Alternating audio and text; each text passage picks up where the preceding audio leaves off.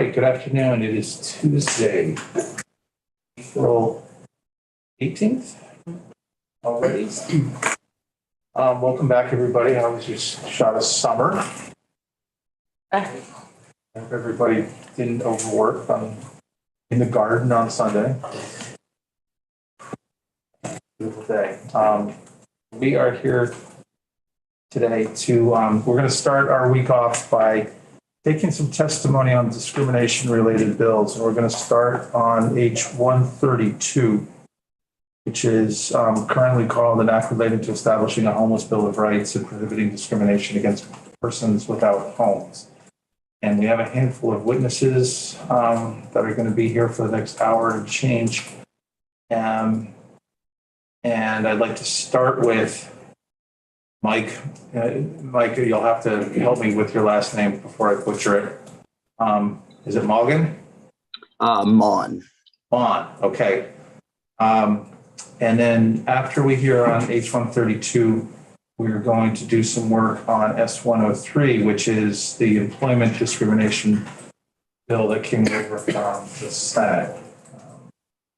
Figure I would just line up discrimination bills today, and not sure what how we're going to handle this particular bill right now, but I wanted to make sure we got some witnesses in, both from advocates and from business representatives. And so let's just get rolling with Mike Mon, who is a self-advocate from Colchester. Mike contacted me a couple of weeks ago and expressed his desire to testify on this bill. So welcome, Mike. We're going to we're going to go around the circle and introduce ourselves. First, Representative Tom Stevens from Waterbury. Representative Kathleen James from Manchester. Claudia Lamont, Morristown, Elmore, Worcester, Woodbury, and part of Stowe. Joe Parsons, Newbury, Topsom, and Groton. Emily Krasnow, South Burlington. Dennis Labounty, Caledonia 3. Hi, I'm Elizabeth Burrows, and I represent Heartland, West Windsor, and Windsor. Good afternoon. I'm Larry Lieber, and I represent Essex Orleans District 1. Hello, I am Representative Mary Howard, and I am from Rutland District 6. I'm Robin Chestnut Tangerman, Rutland Bennington District. So welcome, Mike. Hello, my name is Mike Mon, and I'm a homeless rights advocate currently residing in Colchester. I want to just start by thanking all of you for taking the time to hear my testimony today. I have a strong belief in the importance of House Bill 132, and I'm honored to speak before you today. A little bit about myself. As someone who spent 15 years of my youth as a ward of the state, I have a very deep and personal understanding of the lasting damage that can be done to individuals when they are misunderstood and exploited. I'm going to talk today about housing discrimination that I have experienced in the past year. This includes everything from being denied service at a free and public library that had those words on the side of it, and also being forced to live in a tent for weeks at a time. In late 2021, I was unable to find an apartment and found myself living in a car as the winter months rolled around.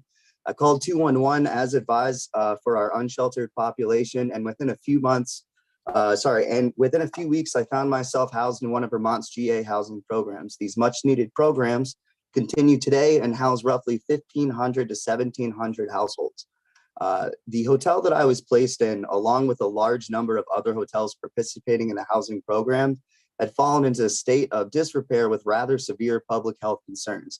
Despite the ample funding that they were receiving, the property owners are not maintaining the properties and providing the most basic of hospitality services. The hotel that I was in had not cleaned rooms, washed any linens, or done any room maintenance in some of the rooms for over 12 months. When I asked the hotel owner to provide clean sheets for myself and some other people, I was told it is not profitable for me to wash sheets or towels. A senior resident had a broken sink. He was given a 5-gallon bucket and told to work it out himself. Believing that myself and others deserved a better quality of living, I decided to speak up and was directed by the Agency of Human Services to the Vermont Department of Health Food and Lodging online complaint form. Less than 12 hours after filing these complaints, I received an unjust 24-hour eviction notice and was verbally told by the property owner, "You make phone calls about my business. This is insulting. You must go." Despite being notified, the Agency of Human Services has no mechanisms by which to intervene, citing private property laws, and upheld the eviction despite it being unjust. Myself and several others were removed from the hotel after having legitimate public health and safety concerns. This has happened to hundreds of families throughout the state who speak up about their conditions. Due to shelter wait times being 6 weeks long at the time, I was forced to live in a tent for over 5 weeks because of this.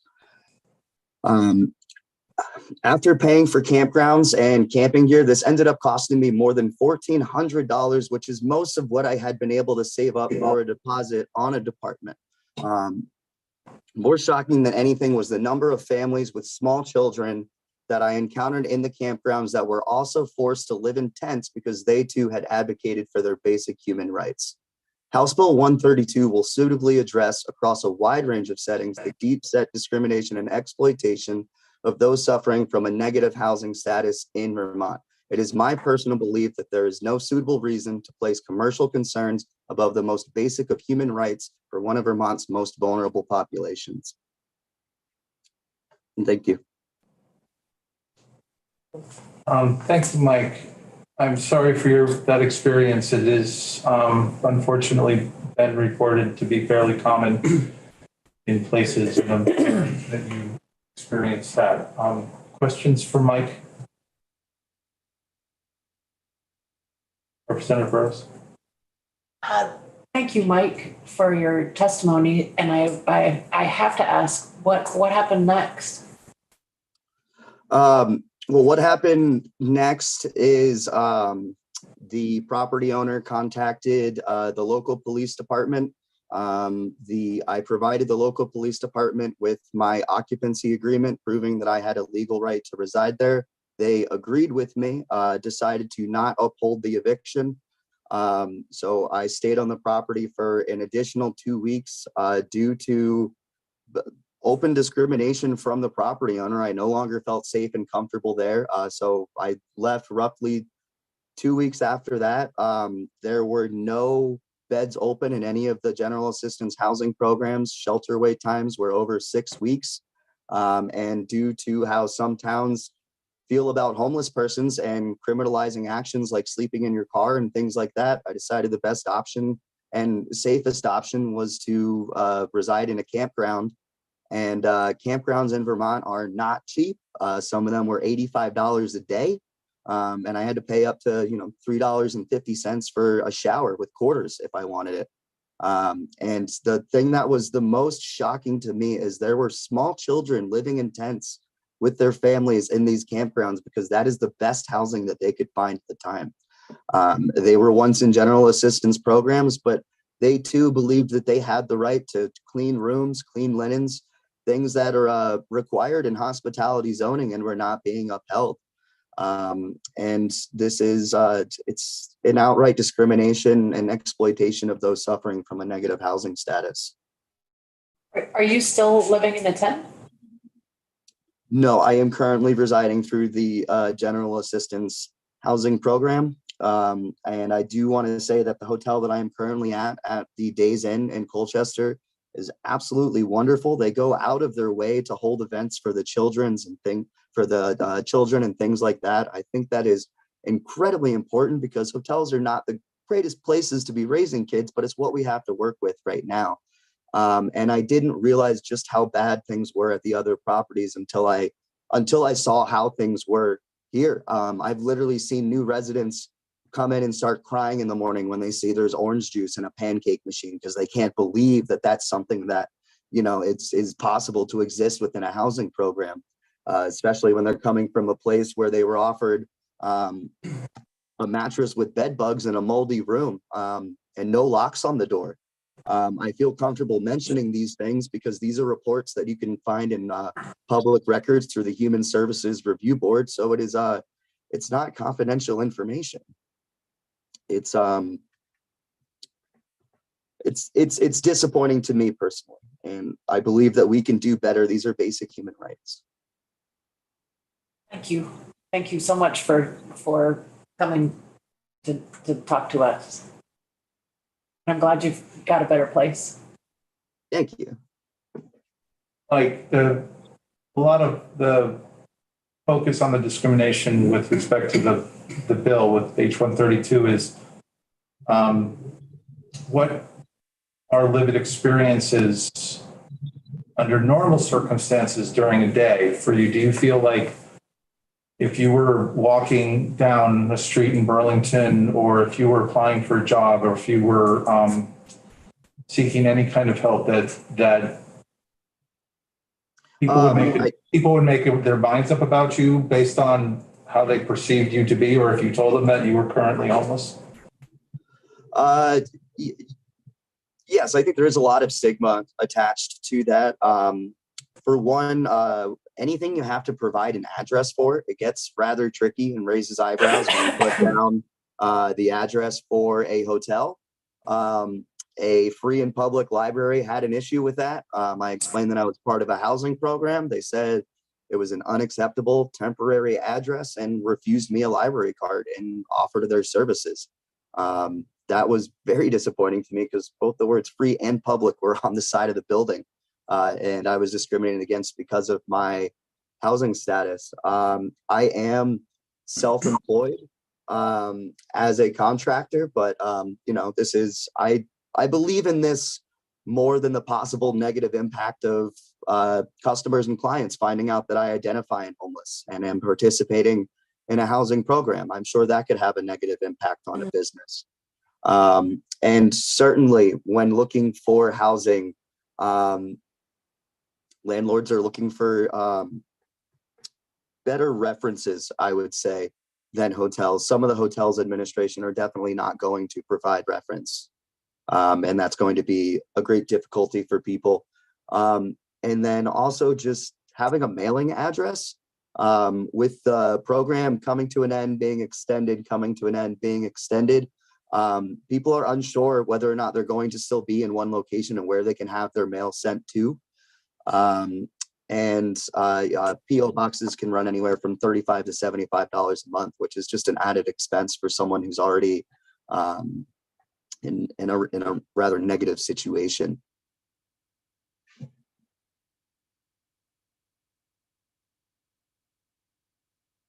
Further questions for Mike right now? Thank you so much for sharing your lived experience, and just really appreciate you sharing that with us today. Really important. Thank you very much. Thank you. Thank you, Mike. Feel free to stay and listen to the conversation if you'd like. We have a few more. Definitely will. I'm a big fan of your YouTube live channel. Oh, all right. I don't know how I feel about that. All right, thanks, Mike. Not a problem. Thank you. All right. Next up, we have Kelly Devine. Kelly, yeah, please join us. Kelly is the Executive Director of the Burlington Business Association. So you caught us on the first identification around the circle. So welcome. Thank you. I don't get up here very often, but do appreciate the work that you're doing. I want to start by acknowledging what we just heard. This is not an uncommon story in Burlington.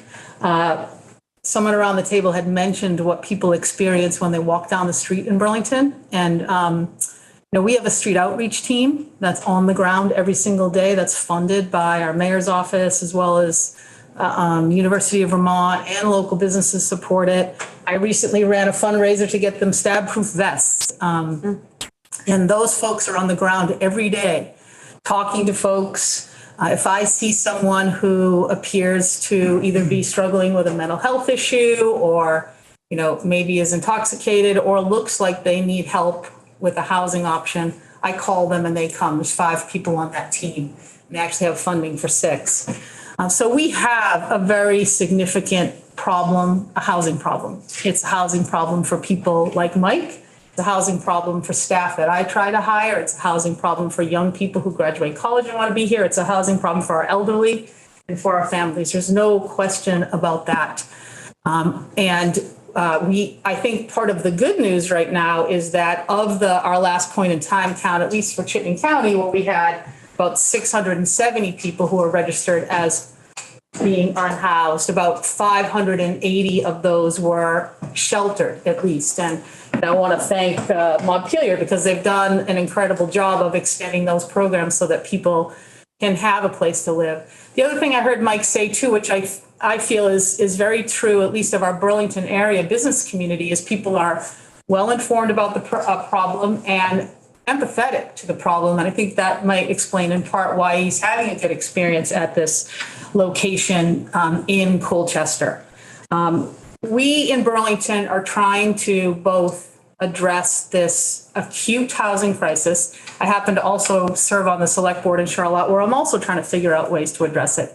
And the best solution for our people that are unhoused is to try to start to figure out a way to build more housing. A Bill of Rights, may help in a few small situations, but it certainly isn't going to solve this very serious and acute problem we have that also is present in many, many places around the United States.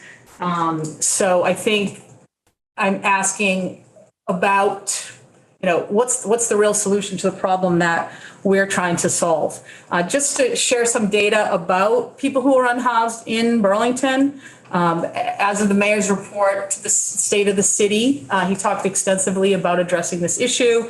We estimated there were 70 people sleeping outside every night. We do know, and the street outreach team can verify, that some of those people are reluctant to go into the housing system. Just to tell you a little bit about what we're doing in Burlington, we have invested over $1 million in our ARPA funds to address the housing issue, specifically with this pilot project we're doing, where we have these small pods and a pod community that people are in. That facility is now full and has a waiting list. In addition, we have organizations like COTS, which are particularly helping families who are unhoused. And we have organizations like Spectrum who are helping teens. I think it's important to mention that COTS, which has a budget, I think close to 5 million, Spectrum has a budget of about 4 million. Those organizations are primarily funded by charitable donations from business community members, property owners in Burlington, and others in the community.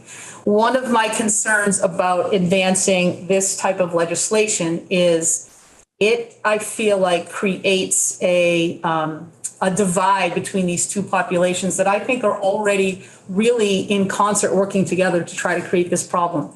If you're a property owner or a business owner, what I see right now is we have such a also workforce shortage. I see people who are unhoused getting hired regularly. I see business owners are trying to work with people who don't necessarily maybe have an address, or maybe there's an issue with a phone number. I see our street outreach team trying to help those people that need other services that maybe aren't work ready. I see us doing experimental programs to try to house folks. So what I'm afraid of is the chill factor or unintended consequences that comes from everybody in Burlington trying to then figure out who is this protected class. So one of the things I heard asked of Mike is, do people look at you and identify you and assume things about you? I don't want more people trying to do that because they want to make sure they're either in compliance or avoiding any kind of run-in with this kind of rule or law. I see lots of people. I go to Burlington every day. We have a big problem with opioid addiction. Same in Rutland, same in Bennington. I see people in our streets, in our downtown, and I would challenge every single person in this room to try to identify the people that are unhoused. There is no model for that. There are plenty of people who are housed, who are on our streets, who people may think don't have housing. There are people that don't have housing that are trying to figure out how to, move their way through a system, move their way up, abide by our community rules and standards and our local ordinances. I don't want to put more attention on that one part, which we hope is just a segment in a person's life cycle until they maybe get to something better, so that people are thinking about that all the time when people are in downtown Burlington. Is this someone I have to treat differently according to the law? Or is this someone according to the law that I absolutely can't treat differently? I don't know. I can tell you in Burlington right now, we're not operating on that level. We're trying to help everyone. We have people who are drug addicted, substance use disorder. We have people who have significant mental health issues that present. We have people that have minor mental health issues. We have people that are housed and have mental health issues, unhoused and have mental health issues. It's quite a spectrum. And, we are really doing our best to try to address that. And I think we're doing a good job temporarily, but we need more help. We need more housing and we need more help. We have people who come to work every single day in Burlington who are frequently the victims of physical violence and abuse on the job and harassment. That is not currently a problem with people that are unhoused. I work really hard to try to get the message out. You can't attach those behaviors to someone's housing status. That's a really dangerous thing to do. I feel like an unintended consequence of something like this is going to more codify that in people's minds. People who are unhoused are a protected class, and therefore, we need to look out for them, treat them differently, and we need to act differently around people that we think may be unhoused, because I just think that it's going to, somehow make the situation in some ways more difficult for those people. We need to help people with mental health. We need to help people with substance use disorder. We need to help people with housing. And we need to do that for people that are on this wide range of the spectrum. We need to not give our local community, who has been extraordinarily generous for all these causes, any reason to want to pull back. We need to make sure that landlords are educated and understand the issue, rather than tell them that there's something that they need to be concerned about or talk to their lawyer about. These are the unintended consequences I think could be prevalent with this kind of action. If the legislature does move this forward, I hope that you will include some money for outreach and education, because people don't understand the problem right now. And what I hear from folks when they hear something like this moving forward is they feel more afraid of trying to understand the problem. We want them to understand the problem. We want them to work together to try to solve it. We want people to, when someone comes in for a job, be willing to interview them. I see that happening now. If there's some fear around, if I make a misstep, I could be subject to a lawsuit, there will be a chill factor around that. So that's some of the unintended consequences I think is important to consider. I don't want to, we are closing the divide between people in need and people who have ability to help with that need. I don't want to see that widened in Burlington or anywhere in the state. I hope that you'll consider that, Burlington has been a really good example of how to help people, both from the private sector side and the public sector side, and public and private working together. And we want to be able to continue to do that work. Thank you. Questions? For Kelly, Representative President. Thanks. And I believe I also, when not here, I go to Burlington almost every day and do appreciate a lot of the work that has gone into, and a lot of the work that the mayor has done to house everyone. And I'm just curious, so I guess I don't see where this bill would change any of the work that I personally don't see how it would change any of the work that you all are doing. I'm curious, since you represent the business association, if you could share some of the thoughts that I know many local business owners on Church Street. I talk to them weekly. I'm just curious how they would feel that this would affect them negatively. So when you talk to business owners in Church Street, they tell you that they're concerned about the issue of homelessness, probably, right? People generally say that. Not really, no. I hear that a lot because it's having impacts on the sort of community living room downtown and you know, nobody likes to go to work in the morning and see someone in a tent. That's a horrible situation. I went to work yesterday. There was a brand new tent that popped out. We know it rained heavily yesterday. I do try to make contact with those people and help them. I don't think the mayor is going to change course necessarily if this happens, but what we have is a very generous contribution to social service agencies who are trying to address this. We have people who are actively on the ground trying to help. We have people that support Howard and organizations like Street Outreach and COTS and Spectrum. We have like a huge group of business people that sleep out once a year to raise $500,000 from Spectrum. And, you know, if people feel that somehow they're under attack, because people are afraid of lawsuits, they really are. And we have seen situations in the downtown where, you know, there's a lot of contention around how situations are handled. So if someone comes in to apply for a job, am I a business owner going to be nervous or afraid because I feel like I don't want to misstep here because it could be subject to a lawsuit? We've had people who have baited both the police, downtown business owners, and individuals set up, you know, almost like traps or stings to try to get them to do something that could then be turned into some kind of legal action. So I talk about the chill factor that I think will happen throughout Burlington because there will be fear of retribution if you do some kind of misstep. As I said, I think it's impossible to identify a person who is unhoused. I think in Burlington, it generally is, other than maybe a small group of people who, you know, you see coming out of a tent. So I think people are going to generally be more cautious around more people and create more distance because they're concerned that they'll be subject to litigation or some kind of civil suit.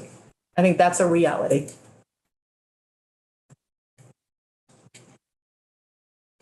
Other questions? Just listening to the previous witness's testimony,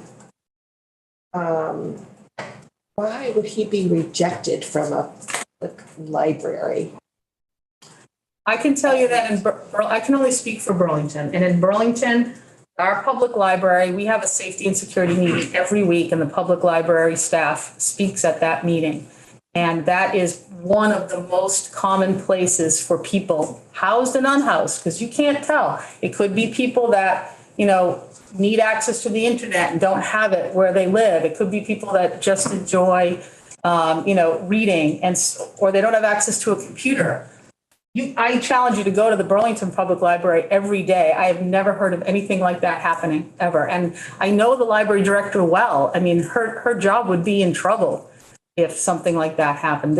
Our library, our public library in Burlington is one of the safe places for people of all types who want to hang out. Unless you are doing something illegal, you have every right to be there.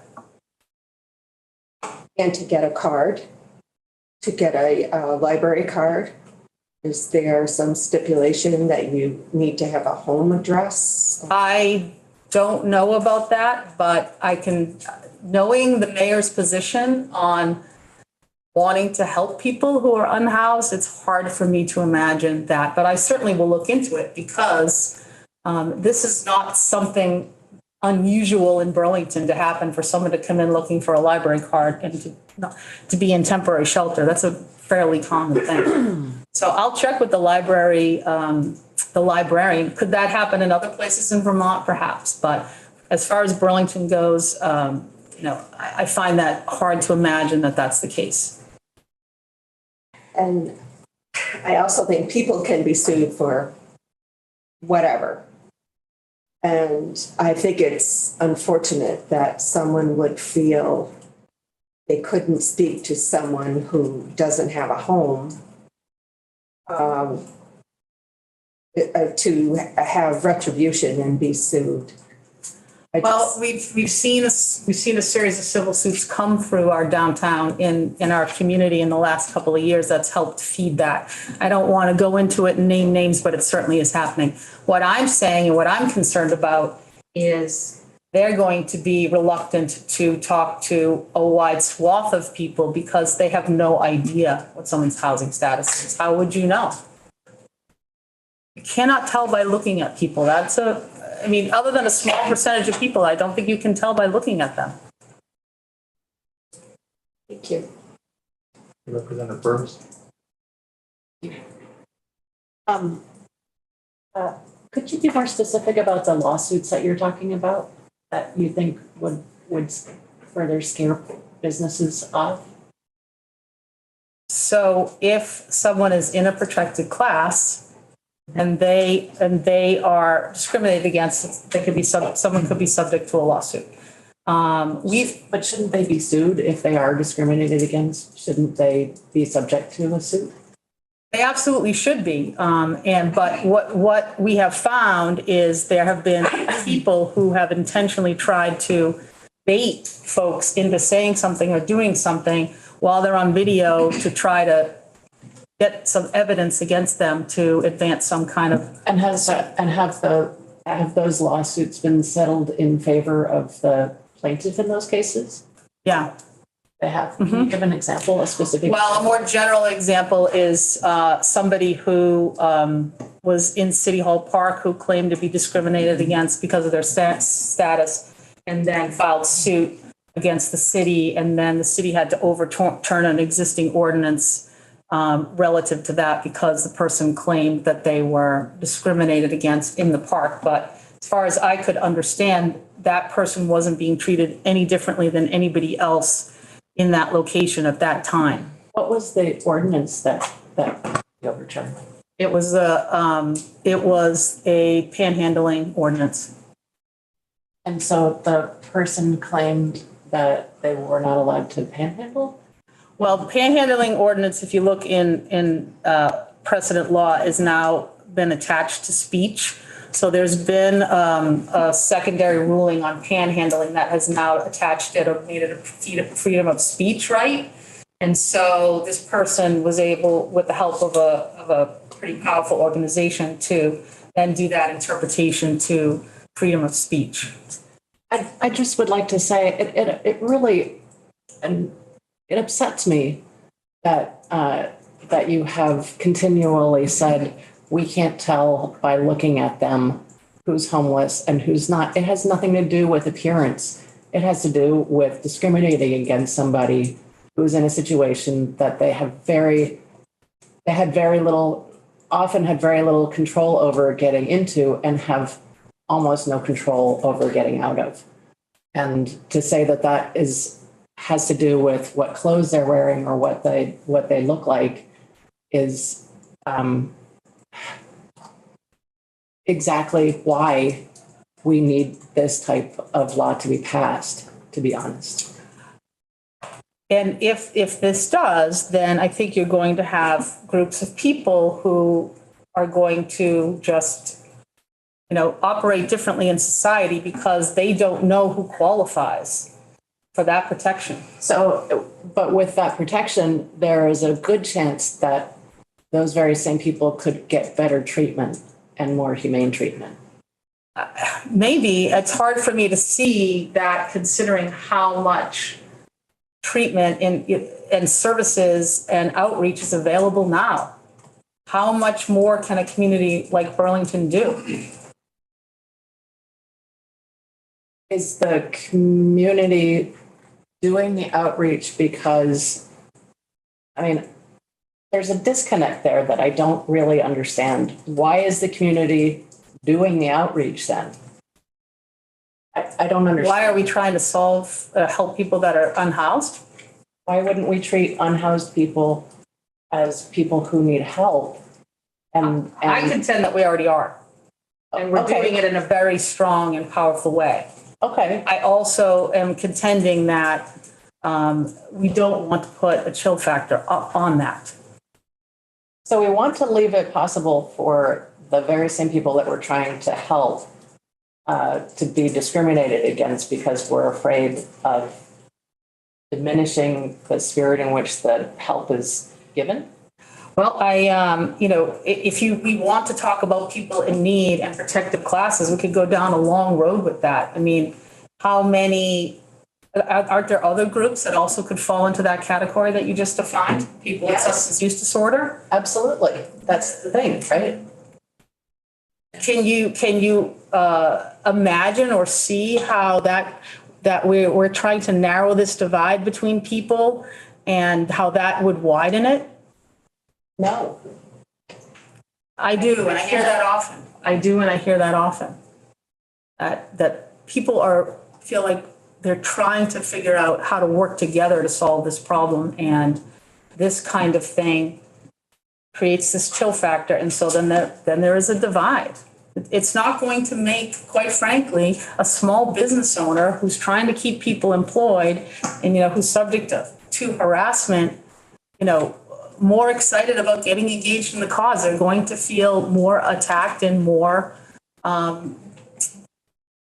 unseen. We have our business people already feel really unseen. And they feel like they're being asked again and again to do more. And I'm saying they're already doing a lot. And,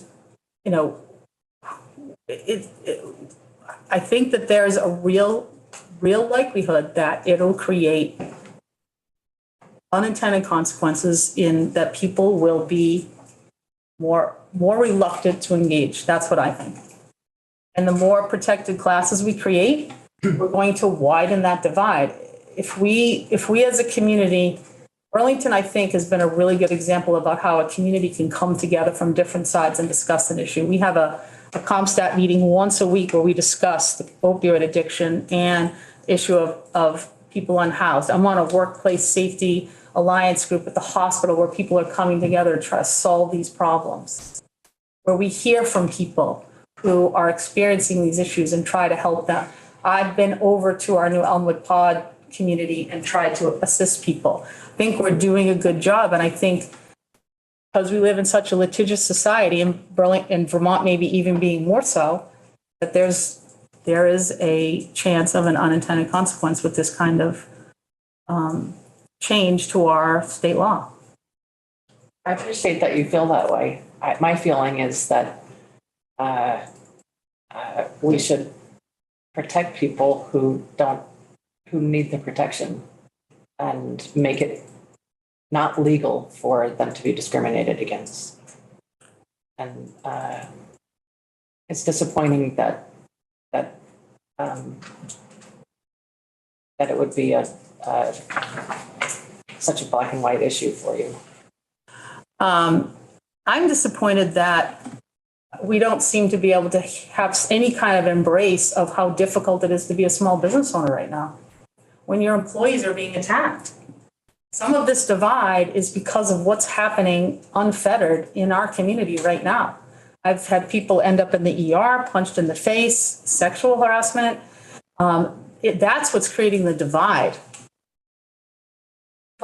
Small business owners need help. I don't know, let's just Yep, move yep. on. No, we need to remember that Kelly's our guest here today. Yep. Representative Chestnut Tangerman, Vermont. Thank you for being here. You said that if we did pass this, you would like to see some money attached for outreach. And education. And specifically to whom? To our downtown community at large, who's dealing with a lot of street level issues every single day, so that people can better understand how they can help folks. People are asking me for Narcan training. People are asking me for de-escalation training. People are asking me on how to deal better and help people. I mean, if you're a small business owner in a woman's boutique and someone walks in there who has a problem, this happens all the time. You do not know. You have no ability to assess. Absolutely not. Their housing status isn't even coming to mind. Is this a mental health issue? Is it a methamphetamine issue? Is it an OD issue? And we're talking about some of these stores are as big as this room. So the outreach and education is to the business community. to Yes. say, with this law, here are the possible impacts. And give me some tools so I can understand how to both meet the letter of spirit of the law and also continue to provide the kind of support that my staff needs. Thank you. Representative Lamont. Thank you. Four things. And I'll work in reverse order.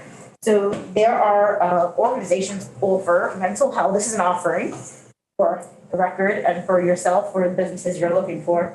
Organizations, designated agencies offer mental health trainings. We're actually getting ready to put one on in our community, which is called Mental Health First Aid. I highly encourage all community members to take that training because it's really important, as anyone can be dealing with a mental health issue, whether it's your family member, coworker, student, neighbor, or boss, whomever. And it's really good to help how to navigate those situations. And there are trainings that are available to community members, businesses, and individuals alike to take. Yeah, we did run a mental health first aid training session in the fall of 2021 with the Howard Center for Excellent. business community members. Excellent. And when it runs out, it expires, your certificate expires, do it again. I love that. So that's the first offering. The second thing that I would like to acknowledge is intent versus impact. And I just wanted to go back to Mike really quickly. And I just wanted to say thank you for sharing your experience. And I want to acknowledge that your experience is your own,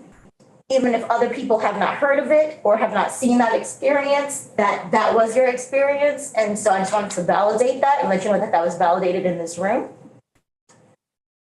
And lastly, I just wanted to ask, circle back to you now, Kelly.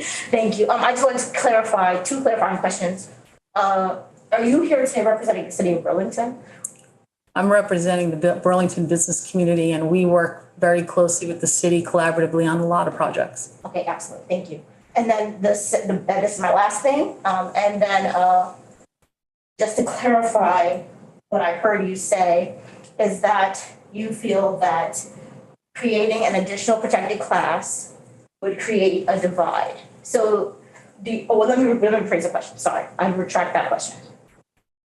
Do you feel that protected classes create people to treat people worse or better? I don't know if I could say an across the board to that. And what I did say was widen the divide, and I'm working to try to narrow it. So I don't think it would create a divide. I think there's a divide there already, and we're working to try to narrow it. And I want to acknowledge that, there certainly are people in Burlington, and some of them are community members, some of them are business owners who have bias about this issue. There's no question about it.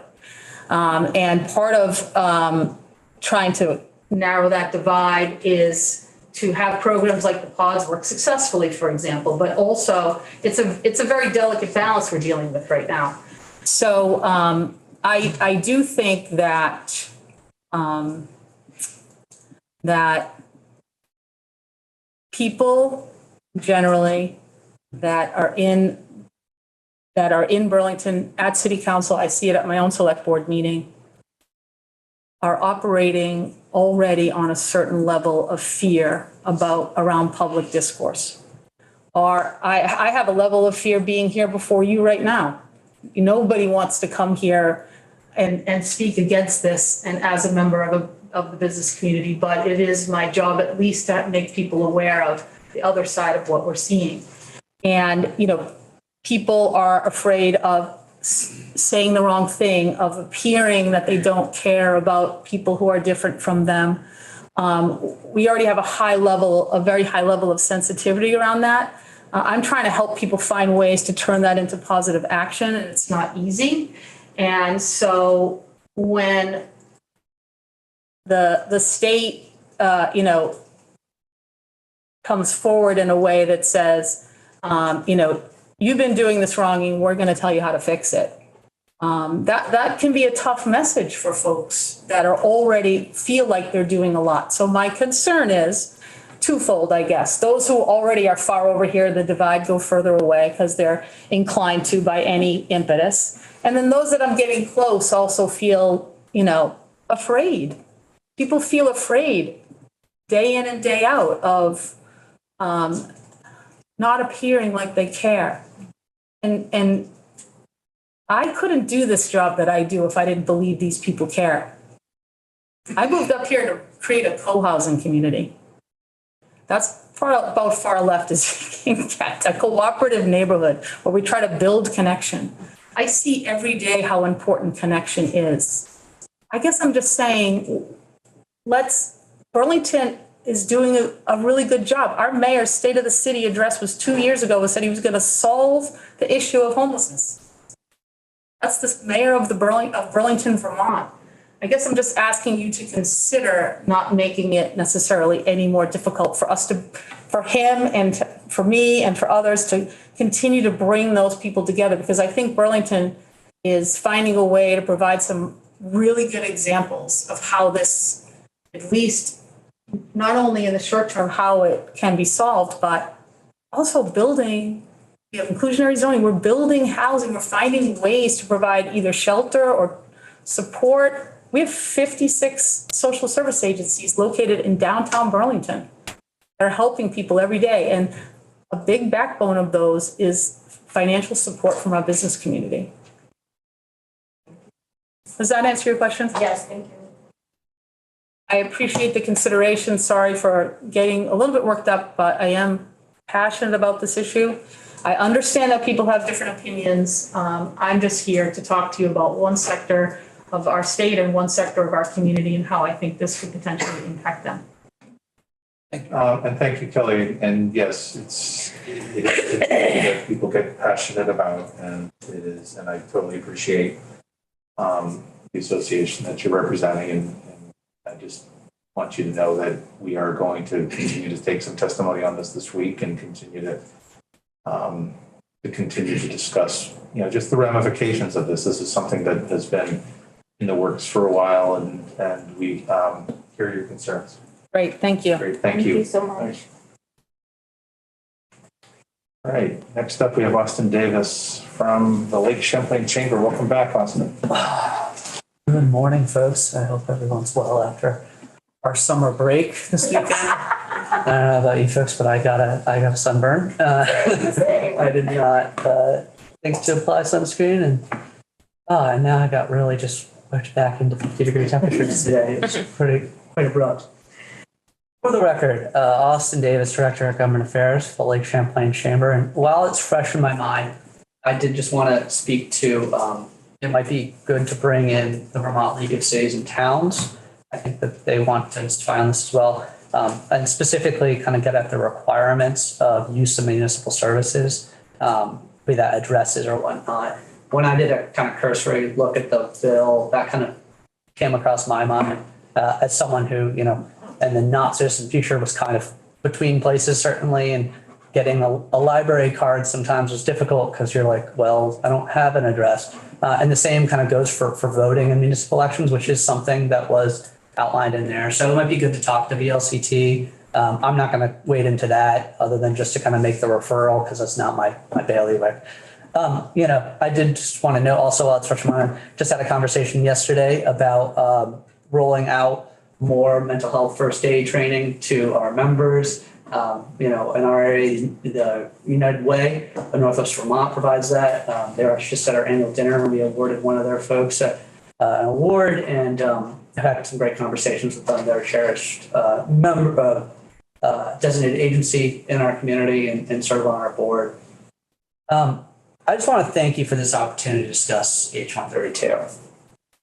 Legislation such as this serves an important purpose in our state legislature that is beyond what it might achieve even by passage. We see this legislation as an important moment to have a conversation about individuals in our community who are less fortunate and less privileged. We thank you for taking the time to have these conversations. There's no escaping the fact that we are facing a housing crisis right now, and situations such as Mike's, which is incredibly unfortunate, are not unfamiliar to us.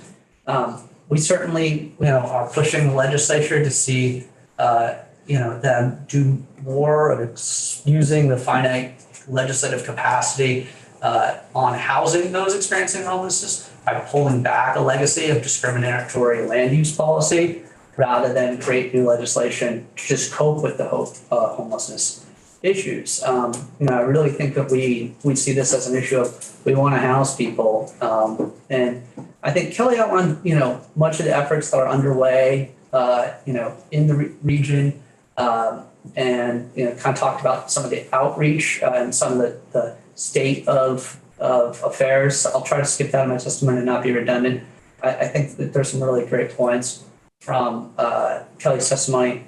I think for the Lake Champlain Chamber, the crux of the issue with this legislation in particular is kind of some of the vagueness of the language and the application potentially to individuals who are not homeless in specific instances within our shared space. And I'll talk a bit more about that in some context of specific scenarios kind of that are hypotheticals as I go through my testimony. I also think, the Human Rights Commission, the AG's office kind of painted a picture of this legislation as not being entirely necessary, saying that there might be a few cases that might be used by this, and proposed to the past appointed this as a primarily symbolic kind of conversation. However, this legislation would likely have some unintended consequences and certainly can add to a level of anxiety, which I think you just heard, around strained relationships within our cities and towns. So, we don't want to criminalize homelessness, and we don't want to see discrimination against homeless individuals in our community. However, we're kind of unsure about the efficacy of this legislation. I'll be upfront, and I think I'll get to that a little bit in some instances. We understand the intent and we applaud it. I think, however, when we know that this legislation will be applied to many instances and situations that will be difficult to navigate, already are difficult to navigate, and that language introduced will make these situations not make them any easier to deal with, like I said, due to the vagueness in the application to a broader group of people. Some of the examples presented by witnesses before me, just even before today, are more clear-cut situations, such as individuals seeking things such as employment or housing.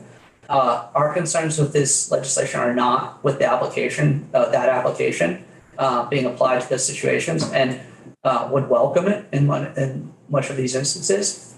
We certainly have employers who have shared those perilous housing situations for their employees that they're experiencing, including homelessness, and the extreme measures they've taken to provide wraparound services to those employees and get them on solid ground, whether that be clearing out space for the employee, flexing schedules, clearing out space for an employee to store things while they're, transitioning, providing wraparound services, doing loan programs, talking about, countless other wraparound services we've heard our folks.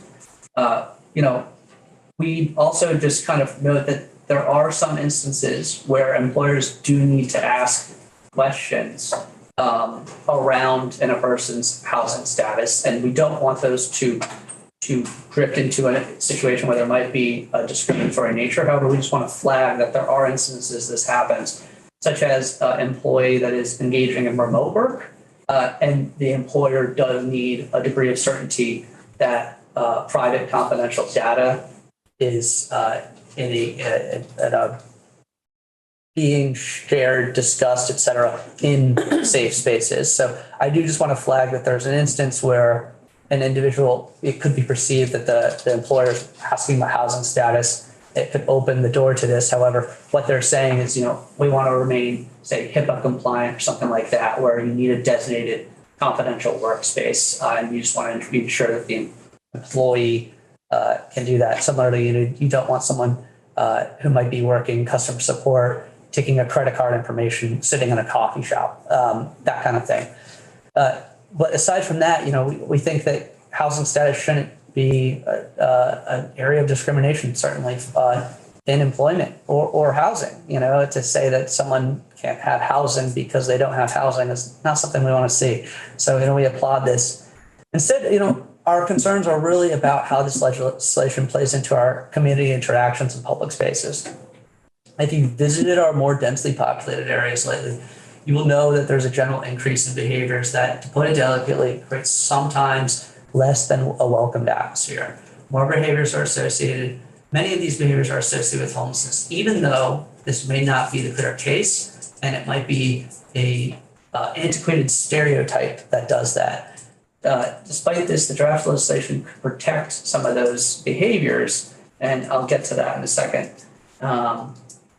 We hear continued frustration and fatigue from our members around the increasingly poor behavior in our downtowns. However, we also hear a great deal of compassion and empathy. I think it's why you hear our advocacy voices almost exclusively in the context of pursuing solutions that create housing access for all income levels and policies that economically empower all instead of draconian measures often seen and offered in other parts of the world that would further drive a wedge between our communities. There's a tremendous amount of empathy, as I think Kelly kind of expressed in her testimony. Looking at the language of the bill, Section 2A1 affords the ability for an individual with the temporal status you've identified to use and move freely in public spaces, including public parks, sidewalks, transportation and buildings in the manner that as any other individual and without discrimination on the basis of individual's housing status. While this is an understandable and admirable goal, the additional language in the bill muddies the water further, excuse me. I can use some water in my mouth, it's getting dry. Further, as a prima facie case for discrimination on the basis of an individual's housing status might be very easily provided by the language in Section 2B3, which creates protections for the individual, quote, the individual engaging in harmless activities that are associated with homelessness, without going into detail on one, what these activities are, two, what the threshold is for harmless, or three, the disparate treatment that might be given to someone if the same action were performed by someone outside this protected class that you're trying to create. To summarize, the issue is kind of that there's the non-prescriptive language, which leaves much of the interpretation to be left open to unhelpful assumptions. And it might be helpful to walk through a hypothetical on how this might play out in the real world. And we can kind of take a more mild example. However, first, I just want to digress from the example to reflect on just how broad the regional legislation is, as it applies not only to the language I highlighted just a moment ago in Section 2A1, but also to any place of public accommodation, which the Vermont Human Rights Commission describes as any school, restaurant, store, establishment, or other facility at which services, facilities, goods, privileges, advantages, benefits, or accommodations are offered to the general public. This also includes most hospitals, professional offices such as doctors, dentists, lawyers, and accountants, retail stores, inns, hotels, and schools, in addition to privately owned places of public accommodation. A government entity like a municipality of the state of Vermont is considered a public accommodation if it owns, leases, or operates a place that offers any goods, service, benefits, etc. to the general public, including jails or prisons. So it'd almost be easier if we actually just identified what's not such a place than that very extensive list. So I think, what I'd ask is folks to think about through a job you have outside the legislature, or maybe one you've had in the past where you've been tasked with operating a place of public accommodation, which encompasses nearly every place, as I said, within the state, with probably the exception of private homes. If an individual is, say, doing something such as sleeping in this place and impeding your ability to conduct business, it's already extremely difficult to approach this person and have a conversation about how this is not acceptable behavior in the setting and that you need this person to behave differently or possibly leave. Now imagine having this conversation with the individual that you may, with the knowledge that you might be held liable for discrimination on the basis of this status. Should this person be treated differently from any other person who would kind of inappropriately be sleeping in this place of public accommodation due to their actions being possibly classified as I highlighted in the language before, harmless activity associated with homelessness? What then does that treatment entail? Should they get a pass on this because of their status?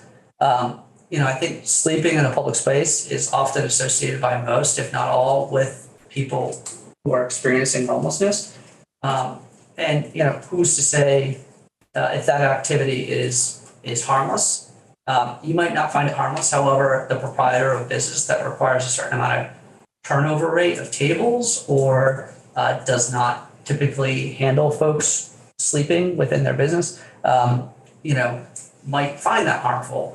Or someone that wants to use a public space that is being monopolized by someone else who's doing it in this manner might have a different opinion.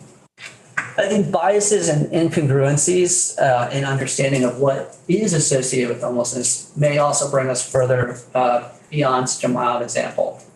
Many individuals, if surveyed, would report a wide range of things associated with homelessness. Some may say that encompasses even negative criminal or other activities sometimes applied to as an incorrect stereotype to the entire community, despite the fact that as in any community, there are a number of lived experiences and beliefs. Furthermore, could someone attempt to take this one step further and interpret activities associated with homelessness as those they feel are necessitated by homelessness?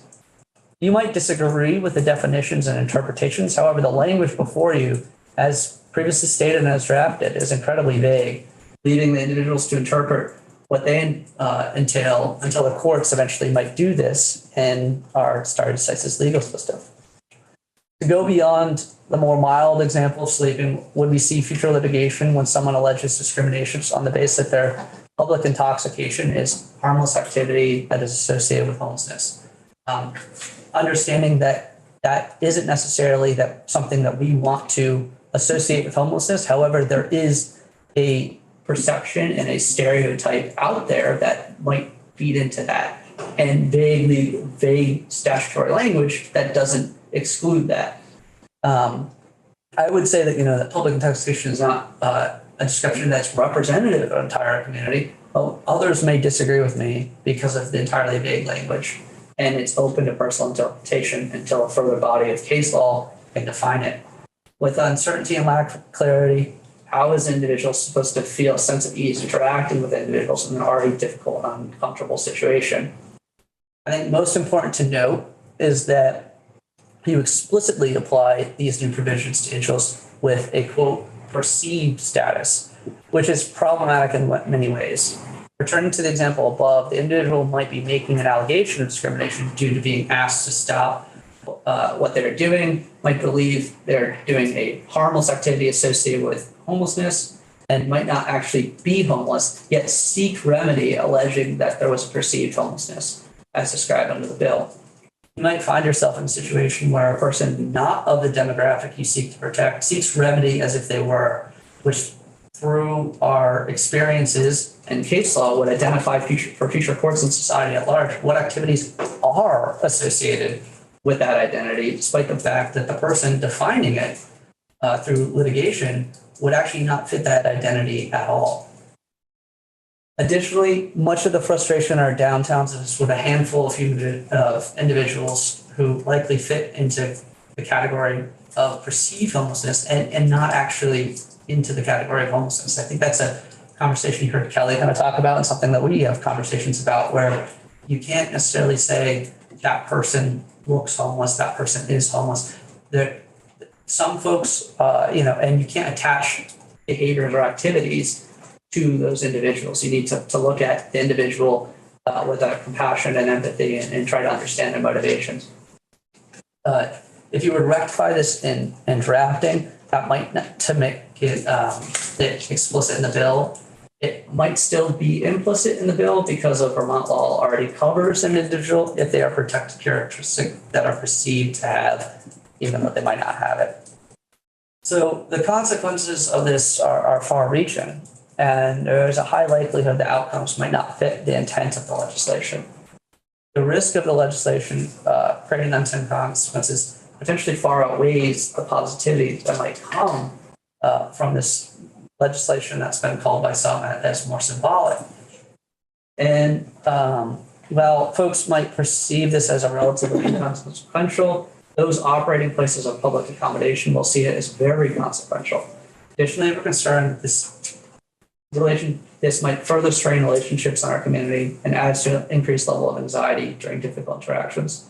So I believe that this legislation should proceed as drafted. However, we encourage and appreciate further conversations about how to support this segment of our community. Finally, I think we'd rather see this legislature and encourage this legislature to expend its finite capacity on housing those experiencing homelessness rather than creating new legislation around how to cope with homelessness. This legislation feels as if it represents a capitulation to the discriminatory land use and zoning of our past that our state has erected to make sure that certain people cannot find housing here and that cannot settle down in our state. If we truly seek to support a homeless population, we need to seek to house them. And at this time in Vermont, that means creating more housing. Thank you all for your time and patience and courage to take on such a sensitive issue and for having me here to speak to you today. And I'll take any questions. Representative James, then Burris. Yeah, just a quick question that occurred to me as you were giving your testimony, and thanks for being here. You had mentioned that there are circumstances under which employers might need to ask potential employees about having a dedicated confidential workspace. And I wondered what is the difference maybe between someone who might be living in their vehicle and working in a carrel at the library every day versus me who might be working from a dedicated home office where my wife is sitting in the next room or I'm traveling and I stop into a Starbucks. Yeah. I'm not entirely sure. I think, there are folks who I know from personal experience that, have really strict HIPAA guidelines around actually needing, like if they have a home office, it needs to be closed off from the rest of the home, things like that. I don't have really great testimony on that. I think it might be something to just further discuss with your ledge counsel. It's something I wanted to flag. And it's something where, I think it's more to highlight that there needs to be conversations sometimes with employers and employees about housing status. And the worry would be that, having these conversations, you don't want them to be perceived as asking these questions, having these conversations to potentially discriminate and more to accommodate, rules or regulations or laws around protection of private data or information. Thanks. Yeah, I was just curious about that. Yeah. Representative Burris. I was going to ask about that as well, but I also wanted to know, do you think that if we build 40,000 housing units in the next 6 months, that there would be any discrimination towards people who, like Mike Vaughn or other people who have been living in hotels for the last couple of years? Do you think there would be any discrimination towards them? I think that there's an eventuality that, discrimination might happen in any setting. However, I certainly don't think that, I don't think it would happen at a level that is of strong concern. I think, first, it's hard to wrap our head around the idea of building that many houses in the idea of 6 months, just because our whole land use system is built around not doing that. However, I think we need housing at every income level. We need housing that's capital A and lowercase a, affordable housing. I think we need housing that's specifically for individuals who are exiting homelessness. I think we've done a great job with things such as the VHIP program that is explicitly seeking to serve individuals exiting homelessness. So, might discrimination happen? I hope not. I think, everything that is my experience with human nature would say that it might. And I think that's why kind of our conversation today around the bill is more specifically around the shared use of public space and the perception issue that was discussed in my testimony. Thank you. Representative Chris. Just wanted to share a quick thing, and it's not directed at you, but just the conversation. As I mentioned, I I was born in 1985 and spent most of my life in Burlington, and I've lost rooms full of people to overdose. And I think about many of my friends who are in Burlington, and one of the last times I saw one of my friends, he was using the bathroom at a bar. I didn't know that would be the last time I saw him, but I'm really grateful that downtown businesses gave him dignity when he was sleeping at airports, had nowhere else to go. That many wonderful business people in downtown Burlington gave him a place to be and treated him like a human being, even though he had nowhere to go. But like I said, the last time I saw him was leaving Manhattan Pizza. I didn't get to say goodbye, but I've told the owners so many times how grateful I am, because there aren't places to use the bathroom in every city and every town. And I feel like it's our job to help people who are really struggling. For no one chooses that. And I'm just really grateful that there are so many kind people in Burlington that gave my friends, so many of them, that really struggled, places to be, something to eat, and just looked out for them. So this isn't directed, but I'm just grateful for business owners that do take that time, and for my friend who went through that and is no longer with us. Thank you for sharing that. And I think, I think there is a tremendous amount of empathy and support for folks experiencing that in their community. And like I said, I think that's why you hear, from us so much about the drive to create support, to pull people together, to narrow the gap between, two segments of our community or multiple segments of our community. And I think, when we talk about this legislation, I think what we're talking about is just unintended consequences around, and how to make it so that these conversations can truly best support those folks experiencing those situations. And I hope that we can work through it. And I think there's a tremendous amount of how detail matters, and everything comes out of this legislature comes down to the details, and that's what we're trying to talk about. Thank you for sharing that. Thank you, Austin. Committee, we technically have two witnesses. I asked Ms. Segrist to be rescheduled. We have Ken Russell here, and then I'd like to hear his testimony, and then we'll take a break before 3:00. Is that okay? Mm-hmm. Hello, everybody. My name's Ken Russell. I'm the director of Another Way in Montpelier, which is a drop-in center for folks with psychiatric disabilities. We, over the years, have done a lot of work with the unhoused community. This winter, we ran the overflow shelter at Christ Church across from the post office. And we just ended our season on 8 a.m. on Sunday. I'm also the chair of the Montpelier Homelessness Task Force. Really glad you're taking up this legislation. I know this has been in the works for a while. And it's remarkable. I shouldn't be a surprise. Same sort of issues in Burlington that we're dealing with here in Montpelier. I was just at the Montpelier Business Association, appearing with the police chief and Bill Frazier, the city manager, talking with the merchants about how to contend with folks coming out of the motels. We anticipate about 100 folks coming out of the motels at the end of May. We stood up a pretty good system in Montpelier. We have street outreach. We have a system for buying extra motel rooms. We do a lot of connection between the sort of fabric of care.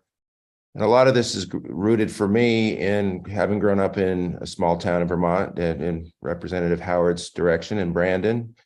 and you know, where we all really valued community and that everybody mattered. And I think we all have a really profound challenge here. We've heard a lot about fear and anxiety on the part of merchants. And I know there's some real issues there, and there are some real hard edges in this population and in society as a whole. We have sort of a callous, cynical society on the national level. And I think here in Vermont, we have a chance to get some things right. And we have to be adults. I found myself saying the other day after the Montpelier Business Association meeting, we have to be adults on both sides of the issue. We can't pretend that there are not physical safety issues happening on our streets. And we also have to be adults in terms of not discriminating against people and not stigmatizing people and not tolerating having an underclass here. We're, you know, that's back to Vermont, my vision, and I know there are holes in it. If you go back through history, sometimes these stories we tell ourselves about ourselves don't always hold up. But there is an ideal that we are continuously improving upon.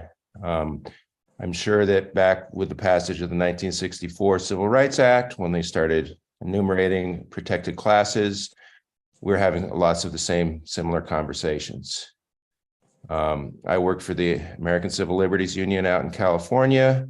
I went out to there to go to college and became involved with homelessness issues there in Palo Alto, California in the late 90s. And I remember thinking about Vermont and how it contrasted with California in terms of our sense of cohesion as community and our sense of inclusivity of everybody. I think we have the potential here to increase our carrying capacity to hold a lot of these human problems. And the carrying capacity is both, in fact, we have a lot of forest and a lot of water and a lot of ability to grow food, but also civic carrying capacity, like the great, you know, town meetings, this legislature, our culture. I mean, it is heartening to hear. I had the same experience with merchants in Montpelier as I was hearing about in Burlington. There are a lot of caring people.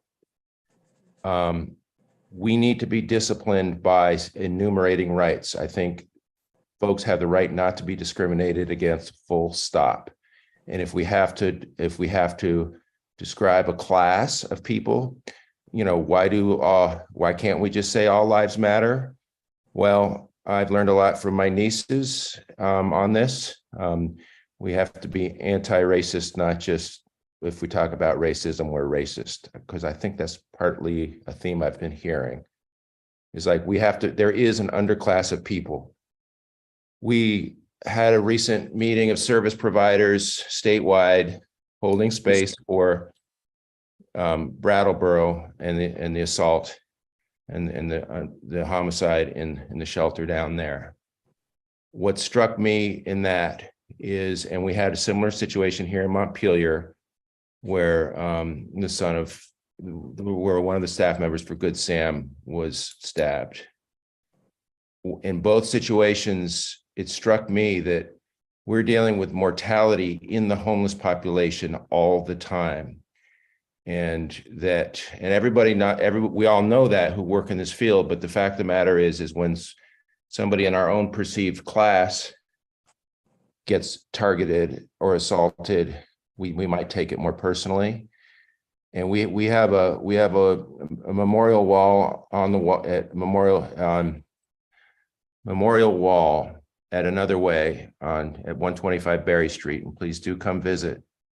It's the place, if you're going to the co-op, you'll see the garden and the greenhouse. Come on, say hi.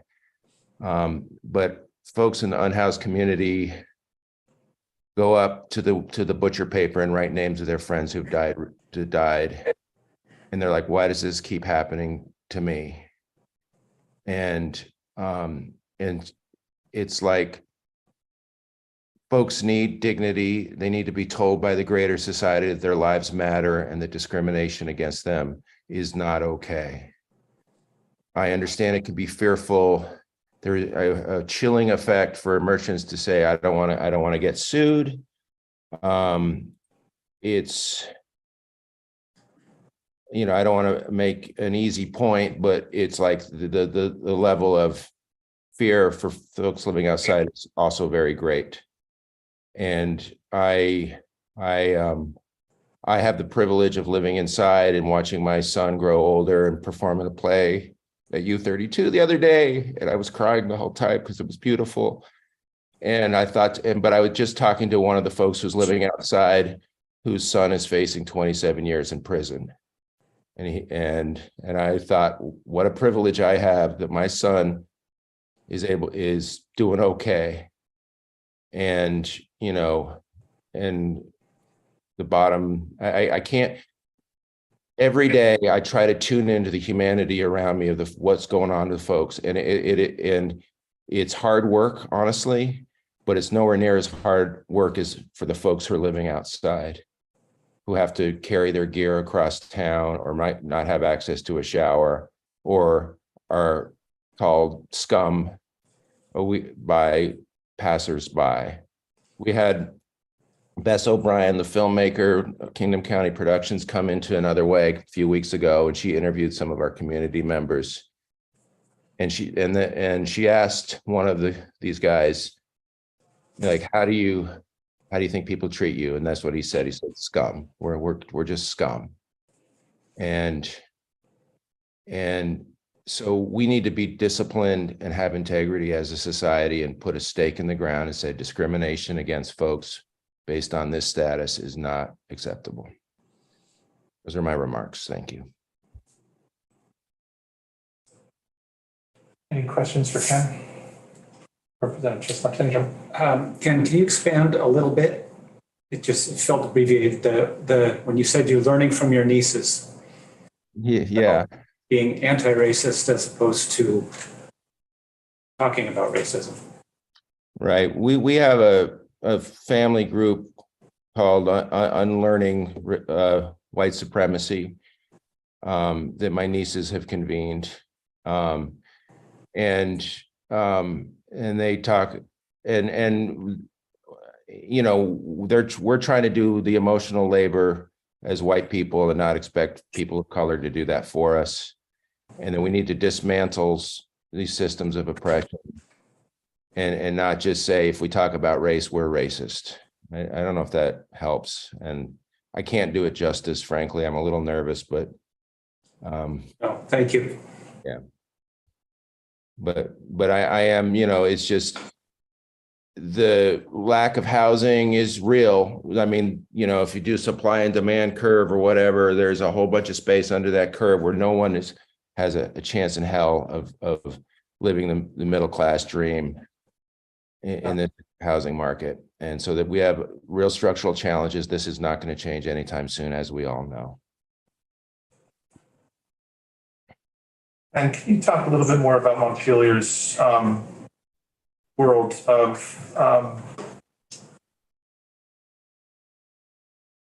it's a very active homelessness advisory committee, or I'm not sure what the actual name is. And I know that just from reading the news, it's been very active, but also very contentious because different people have different ideas of what solutions are. But again, coming back to this bill doesn't offer specific solutions in the sense of housing, right? We're working on that piece by piece and month by month and year by year. Hopefully more units would become available. We're focused on the units that are happening or we're losing through at the end of this month and the end of June. But in terms of the groups that you're involved with, when you say there's 100 people coming out of motels in the next month or so, or next month and a half, what does that mean for your downtown community? Right.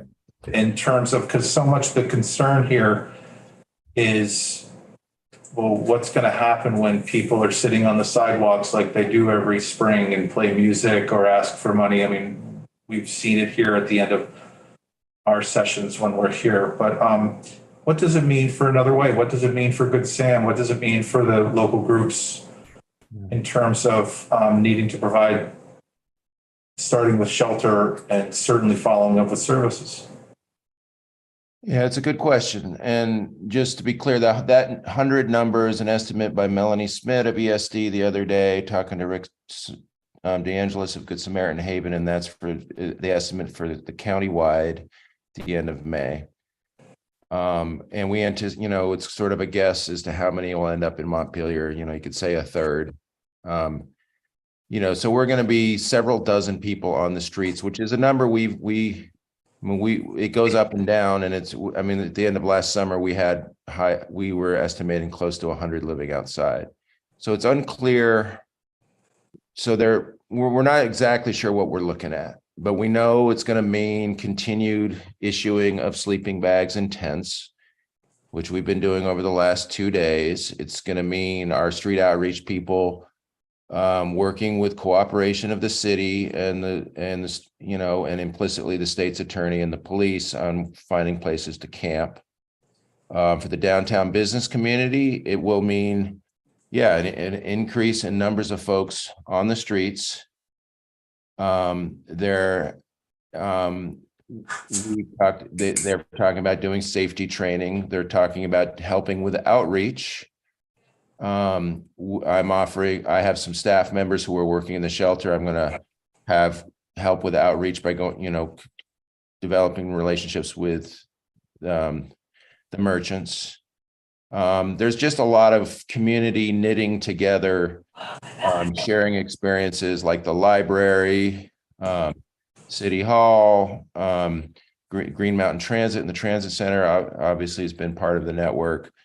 It's just, this is everybody in the community is touched by this. And so by raising the conversation and in both sort of philosophical, but really practical terms, like, yes, we know about this situation. We have somebody who knows this person and going to come out here. Somebody might be having a domestic crisis on the sidewalk. There's definitely some drug activity. As the director of Another Way, I have to exit people, and I have to be careful on the criteria I use, but I'm trying to protect our program and have a safe space there. And everybody has a right to have safety, both physically and emotionally. Of course, I don't know how you achieve that, but a lot of this is just, there's been a lot of raised awareness in Montpelier about these issues. And I think part of it is just, we have to look it square in the eyes, like, this is what's going on. And there's some really thorny issues in it. So I don't know if I answered your question, but I tried. Well, but there was an answer to that question, so thank you for trying. You nailed it pretty good. Representative Chesney. So Ken, this is just in response to your, when you said exiting people from Another Way. And struck me with the challenge of potentially having somebody leave and making that person homeless. Or, trying to find another. Are they technically homeless if you're working with them? Is there a challenge there of creating a situation of homelessness, which is then a protected class, and thus self-defeating for us? That was the most inarticulate I think I've been in a while. But I very much appreciate the question, because it kind of goes to the heart of the dilemma we face night after night during the winter season. And to be clear, what we run year round and have run for 40 years is a day space, is a drop-in center for the daytime. So it's a lot easier to exit somebody during the daytime in nice weather than it was during the winter from the overflow shelter at Christ Church, knowing they're going out into the cold. And so, yeah, that we have, it's heart-wrenching. And, you know, we every time we had to make this decision, we had to go through a real process. We had a lot of cooperation with Good Samaritan Haven, who thankfully has had the capacity almost on every night to figure out where somebody can go if them being in the space was a threat, was considered a threat to others. There were some situations, and frankly, we would look at the thermometer, you know, and it's a lot easier to make that decision at 25 degrees than it is at 10. You know, we have liability. I had a, you know, I had somebody overdose. He didn't die. I decided, and this was just recently in the bathroom at one of these facilities, called local, the EMT and the police to have him get him out of there. But I exited the person at that point. And part of it was, I don't want this person dying on my watch. And that was a hard case. And honestly, one of the downtown merchants at the MBA, Montpelier Business Association meeting, was trying to adopt him. And I was comparing notes with her about his situation and what, you know, and sometimes, as you know, people are in tragic situations and you can only do so much. I mean, I do have to compartmentalize it. We can't save the world, even though that's our impulse. We try. So as for the implications for this bill, I don't know what that means, but. Thank you for sharing that. Thank you for sharing. I have a question in regards to exiting people in the heat and hot conditions. So in my community, we lost a person to exposure. A person experiencing homelessness died in my community to exposure of heat last summer. You know, at the VFW, and this was veteran. So, you know, and I wonder what that looks like as we enter the warm temperatures for your organization, and how this could possibly affect how you navigate those situations. Do you find in Montpelier is a different situation with having people have a place to go to stay cool in the summer as the temperatures rise? It was pretty warm this weekend, and it's only going to get warmer in the summer months. Yeah, no, right. Exposure during the summer can be brutal as well. And we have a water delivery system where folks bring water to congregation spots every day. We have good volunteers doing that. And we are cognizant of where spaces are where people can go to cool off. And I should say, I mean, just for the record, I mean, we have side porches, and sometimes somebody who we have leave the house can hang out on the porch for a while. So, but you know, there are gaps like Sunday. I mean, in the library is just, they're wonderful about this. So, but they are not open on Sunday. They're open only on Saturdays from 10 to 2. So weekends are often the hardest days. Yeah, so there's definitely some gaps.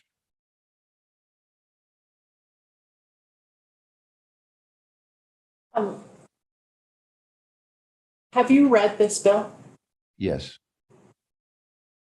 After reading the bill, do you get the impression that it allows for more behavior? I mean, that it allows for behavior to be discounted? You know, I'm not a lawyer, so I don't know if this is going to what the previous testimony was saying, but any questions about, I'm not a lawyer. I'm just asking for your impression. You know, I mean, is there a section that you want me to look at, or I could respond to in particular? And I'm sorry if Representative, I didn't. That's okay. Don't worry about it. But But that was my impression hearing the previous testimonies, the two people ahead of me, that some of the questions about the implementation or the interpretation of some of the language, it's beyond me, honestly. Thank you for coming to talk with us. Yeah, my pleasure. And I'm sorry. Go ahead. I'm just grateful to be here, and especially as it resonates with the conversations we're having locally. So thank you. Thank you, Ken. And Mike, you've been waiting here patiently throughout this whole thing, listening, and I just wanted to give you an opportunity to chime back in before we take a break. Yes, I greatly appreciate that. It was very, very interesting hearing different sides to this conversation today. Something that I hadn't really thought about before was the possible ramifications of businesses and discrimination. I think it would be very difficult for someone to take advantage of, to represent themselves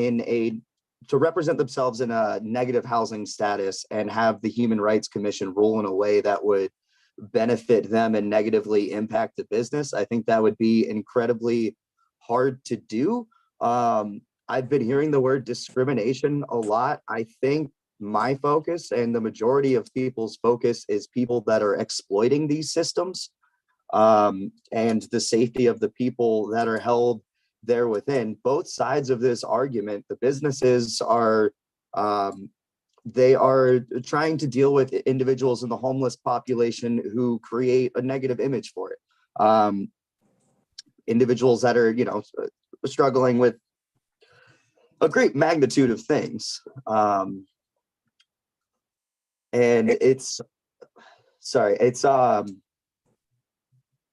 I lost my train of thought there. We're both trying to do the same thing. We don't want people to exploit this system. And those individuals that may be causing problems, there is a lot of evidence that shows that when they partake in housing programs, sobriety is a lot easier to achieve. And